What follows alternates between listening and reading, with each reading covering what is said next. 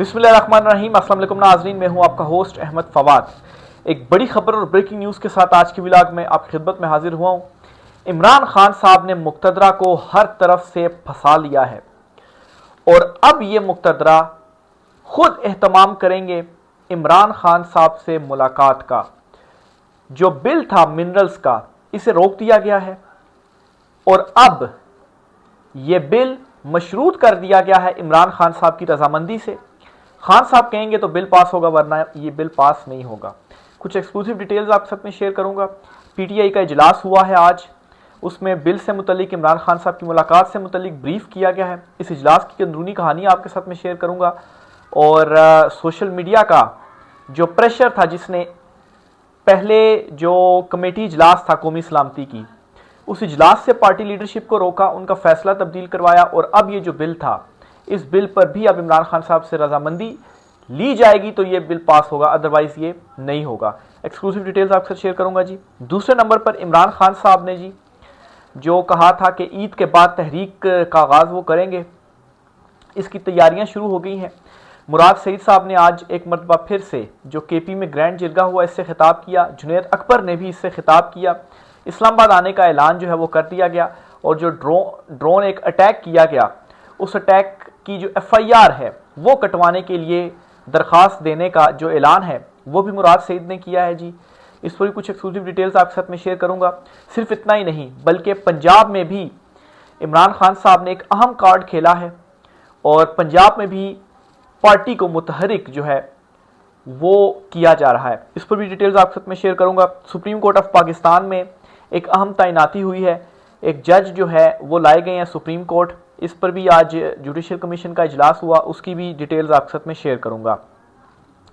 सबसे पहले तो जी बिल से मुतलिक आपको बताता चलूं जी, और ये जो बिल है इस लिहाज से एक अच्छी खबर है कि इमरान खान जिससे माइनस करने की कोशिशें की जा रही हैं और पार्टी के अंदर से ये कोशिशें की जा रही हैं, वो इनसे माइनस नहीं हो सकता। ये इम्पॉसिबल है। इमरान खान इनसे माइनस नहीं हो सकता। पूरी पीटीआई माइनस हो जाएगी, इमरान खान माइनस नहीं हो सकता है। इमरान खान की मंजूरी के बगैर ये एक बिल तक पास नहीं कर सकते हैं। आप अंदाजा लगाएं कि तमाम ताकत, तमाम इख्तियारात इस वक्त इनके पास है और इमरान खान जेल में है और जेल में भी इमरान खान साहब की मुलाकातें तक नहीं होने दी जा रही कि इमरान खान कोई इंस्ट्रक्शन जारी कर सके अपनी पार्टी को।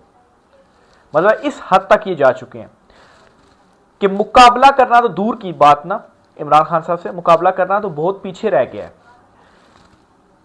इमरान खान साहब से कोई वो पार्टी को हिदायत ना दे दें, इस चीज़ से भी इतना खौफ है कि उनकी मुलाकातें भी नहीं होने दी जा रही। लेकिन अब ये खुद एहतमाम करेंगे इमरान खान साहब की मुलाकात का।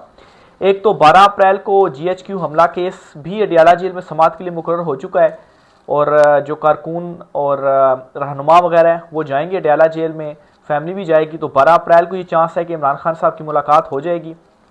लेकिन अब इसमें डेवलपमेंट ये हुई है कि अली अमीन गंडापुर ने भी ऐलान कर दिया है और पार्टी का इजलास हुआ है और उस इजलास में सारा ब्रीफ किया गया और फैसला ये किया गया कि इमरान खान साहब की रजामंदी के बगैर ये जो बिल है वो पास नहीं किया जाएगा। ये जो अब फैसला है वो कर लिया गया है।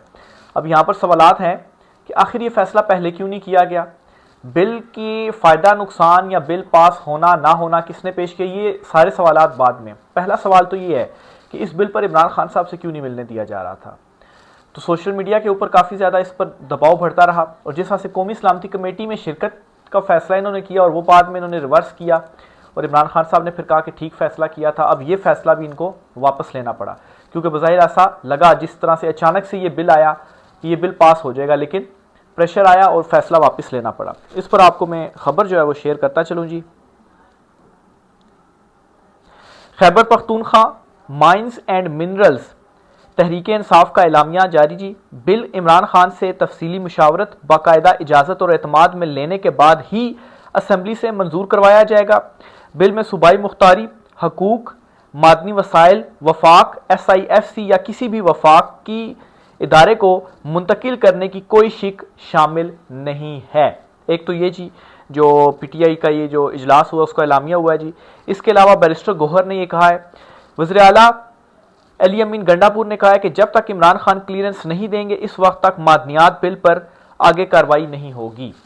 तो इनको ये बखूबी अंदाज़ा है कि अगर इमरान खान की मंजूरी या रजामंदी के बगैर ये बिल पास करते ना, तो जो भी इस बिल के हक में वोट देता, बेशक बाद में इमरान खान साहब हाँ भी कर दें, हो सकता है हाँ कर देंगे, बिल को पास किया जाए, बड़ा इंपॉर्टेंट है ये, लेकिन पहले क्यों नहीं इमरान खान साहब से पूछा गया, मसला ये था।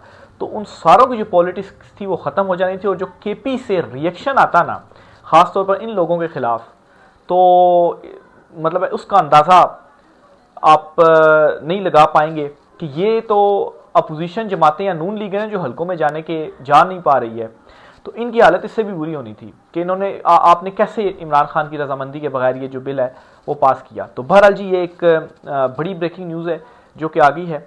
अब इमरान खान साहब से मुलाकात का एहतमाम ये खुद करेंगे, क्योंकि उनके लिए ज़रूरी है कि ये बिल पास हो, और इमरान खान साहब को जब सारा कुछ ब्रीफ किया जाएगा फिर देखें इमरान खान साहब इस बिल पर क्या कहते हैं।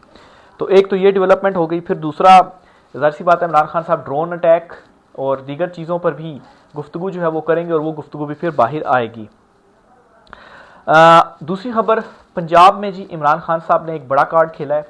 आलिया हमजा साहिबा को चीफ ऑर्गेनाइज़र बनाने का फैसला इमरान खान साहब ने कर लिया है, और बैरिस्टर गौहर से ये कहा हुआ है कि आप आलिया हमजा का नोटिफिकेशन जारी करें, लेकिन अभी तक बैरिस्टर गौहर ने नोटिफिकेशन जारी नहीं किया।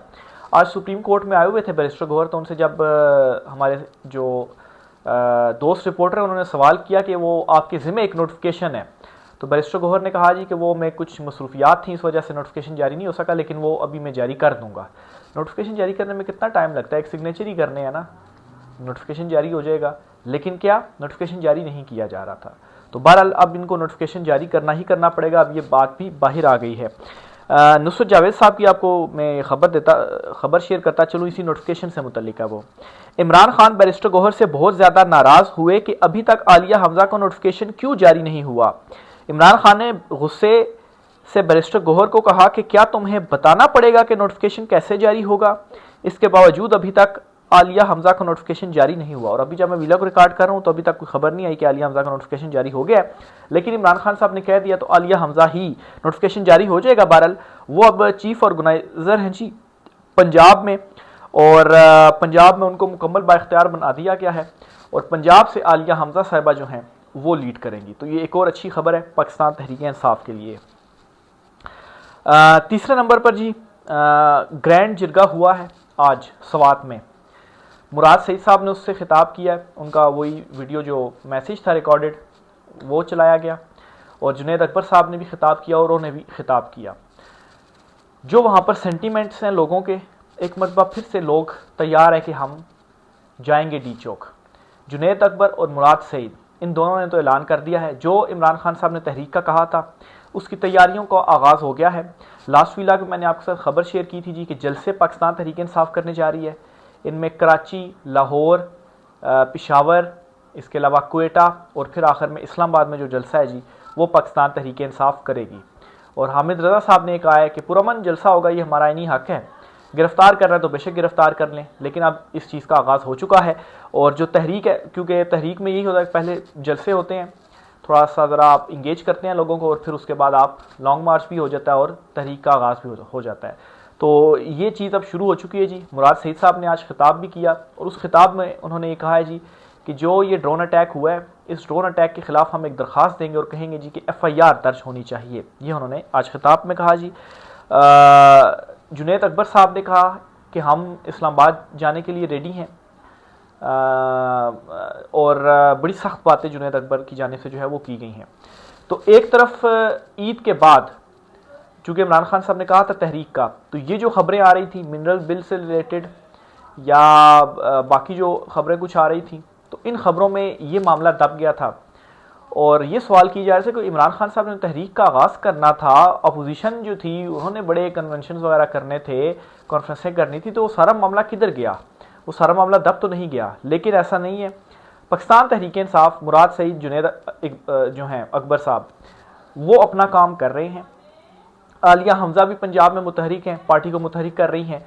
तो खबरें बाहर नहीं आ रही क्योंकि ये मिनरल बिल जो है इससे रिलेटेड बहुत ज़्यादा शोर था सोशल मीडिया पर, ज़ाहिर सी बात है वो चीज़ें ज़रा दब गई थी। लेकिन उस पर जो मेरे पास इन्फॉर्मेशन आपके साथ मैं शेयर कर रहा हूँ, वहाँ पर भी तहरीक का जो आगाज़ है उसके लिए जो तैयारियाँ हैं वो शुरू कर दी गई हैं। आलिया हमजा का हो सकता है आज जो नोटिफिकेशन है वो हो जाए, और मरीम नवाज़ के लिए वो तो खैर चैलेंज किया, अगर मरीम नवाज़ फॉर्म 47 पे ही खैर आई हुई हैं तो आलिया हमज़ा जो हैं एक जिस स्टेज के ऊपर इस वक्त वो मौजूद हैं, आलिया हमज़ा एक बड़ा चैलेंज है जी। इससे पहले जो पीटीआई की लीडरशिप थी इस पोजीशन के ऊपर कोई बड़ी कामयाबी उनकी देखने में नहीं आ सकी, लेकिन आलिया हमज़ा जो हैं वो अब चैलेंज दे चुकी हैं और काफ़ी ज़्यादा वो मुतहरिक हैं। और ये आलिया हमज़ा वो हैं जो इमरान खान साहब के साथ डट कर खड़ी रहीं, मुश्किल टाइम में खड़ी रहीं, जेलों में भी रहीं, इलेक्शन भी इन्होंने लड़ा, लेकिन इलेक्शन में फिर किस तरह से मामलात हुए वो भी आपके सामने हैं। तो आलिया हमज़ा का इस पोजीशन के ऊपर आना ये अच्छा है पाकिस्तान तहरीक-ए-इंसाफ के लिए, क्योंकि वो खान के नज़रिए के साथ डट कर खड़ी हुई हैं। एक और ख़बर आपके साथ शेयर करता चलूँ जी कि सुप्रीम कोर्ट ऑफ पाकिस्तान में आज सुप्रीम जुडिशल काउंसिल का जो इजलास है वो हुआ है, और इस इजलास में जस्टिस बाकिर नजफी, इन्हें सुप्रीम कोर्ट लाया जा रहा है। ये लाहौर हाई कोर्ट के जज हैं, इन्हें सुप्रीम कोर्ट तैनात करने की मंजूरी दे दी गई है। अब बाकिर नजफी साहब जो हैं, जस्टिस बाकिर नजफी, इनके हवाले से ये ख्याल किया जाता है जी कि इनसे भी आप कोई उम्मीद ना रखें। जिस तरह से चीफ जस्टिस या अफरीदी के हवाले से ख्याल किया जाता है, उनके आने से अदलिया जिस तरीके से हुई, 26वीं तरमीम के बाद जो कुछ हुआ अदलिया के ऊपर बज़ाहिर जैसा कंट्रोल हुआ, तो जस्टिस बाकिर नजफी साहब जो हैं वो भी इसी चीज़ का ही एक हिस्सा है। तो बहरहाल जी ये एक डेवलपमेंट हुई है, सुप्रीम जुडिशल काउंसिल का इजलास हुआ है, और इसमें जी सुप्रीम जुडिशल कमीशन का जो इजलास है वो हुआ, और इसमें इस तैनाती की मंजूरी दी गई है। 2 जजेस की मंजूरी देनी थी, लेकिन दूसरे जो जज हैं जस्टिस शुजात, उनकी जो मंजूरी है वो नहीं हुई, एक जज की सिर्फ मंजूरी हुई है। इसके अलावा चीफ जस्टिस या अफरीदी ने 18 अप्रैल को दोबारा से जुडिशल कमीशन का इजलास बुलाया, और इस इजलास में जो 4 हाई कोर्ट्स हैं इनके मुस्तकिल चीफ जस्टिस की नामजदगियों पर जो गौर है जी वो किया जाएगा। पेशावर, बलूचिस्तान, सिंध और high court. Lahore high court में तो चीफ जस्टिस आलिया हमज़ा हैं, और बाकी जो अदालतें यहाँ पर कायम मकाम चीफ जस्टिस हैं, जस्टिस सरफराज डोगर जो हैं वो इस्लामाबाद हाई कोर्ट में हैं कायम मकाम चीफ जस्टिस। तो इन चारों हाई कोर्ट्स में जी परमानेंट जो चीफ जस्टिस हैं इनकी तैनाती पर गौर होगा, और जो मंजूरियाँ हैं जी वो दी जाएंगी। तो ये आज के इजलास में हुआ है। इसके अलावा जुडिशल कमीशन जो मेंबरान हैं उनकी भी हुई है, इसमें सिलेक्शन हुई है। इसमें आपके साथ उनके नाम भी जो है वो मैं शेयर करता चलूँगा आपके साथ। जस्टिस रिटायर्ड मकबूल बाकिर को सिंध से मेंबर जुडिशल कमीशन तैनात कर दिया गया है। बलूचिस्तान से जस्टिस रिटायर्ड नज़ीर लांगू को, और इस्लामाबाद से जस्टिस रिटायर्ड शौकत अजीज़ सिद्दीकी को, पेशावर से जस्टिस रिटायर्ड शाकिरुल्लाह जान को मेंबर जुडिशल कमीशन तैनात जो है वो किया गया है। और ये मुतफ़िका तौर पर जी मुतफ़िका और कुछ में इख्तलाफात भी थे, लेकिन जो भी था, जो अक्सरियत थी वो उस साइड पर थी, तो इनकी जो मंजूरियाँ हैं वो हो गई हैं। तो ये रिटायर्ड जजेस होते हैं जी जिनको मेंबर तैनात किया जाता है, तो इसकी भी जो मंजूरी है वो दी गई है। तकरीबन 2.5 घंटे तक ये जो इजलास था वो जारी रहा है। आखिर में आपको बताता चलूँ जी कि 12 अप्रैल को GHQ हमला केस जो है उसकी समाअत होने जा रही है अडियाला जेल में। तो एक तो वैसे ही अब ये बिल चूँकि रुक गया है, तो इमरान खान साहब से मुलाकात होनी ही होनी है।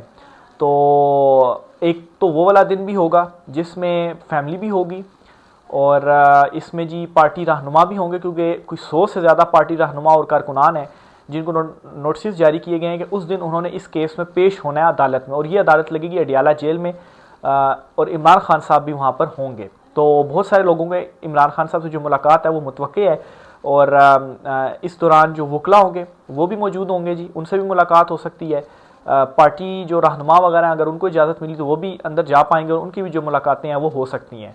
तो मेरे ख्याल से 12 अप्रैल का दिन बहुत ज़्यादा इंपॉर्टेंट है, क्योंकि अब मुलाकात तो इमरान खान साहब की करवानी ही करवानी है। तो 12 अप्रैल को इमरान खान साहब का क्या मैसेज सामने आता है ये बहुत इंपॉर्टेंट होगा, क्योंकि ये पाकिस्तान तहरीक-ए-इंसाफ के अंदर जो अभी तक कन्फ्यूजन्स एक पैदा हुई हैं, सलमान अकमल आजाद, बैरिस्टर गौहर अली अमीन गंडापुर, इन सारों के दरमियान, तो इमरान खान साहब की एक स्टेटमेंट ये सारी कन्फ्यूजन जो है वो दूर कर देगा। खैर, बैरिस्टर गौहर के किरदार के ऊपर इमरान खान साहब ने बरहमी का इजहार ज़रूर किया है, और मुझे ऐसा महसूस होता है कि बहुत जल्द ये तब्दीलियाँ भी पार्टी के अंदर होंगी। बहरहाल देखें इमरान खान साहब जब 12 अप्रैल को मिलते हैं तो क्या उनका पैगाम सामने आता है। जो भी डिटेल्स होंगी आपसे शेयर करते रहेंगे। राय का इज़हार कीजिएगा। आज की व्लॉग से इतना ही, इजाज़त दीजिए, अल्लाह हाफिज़।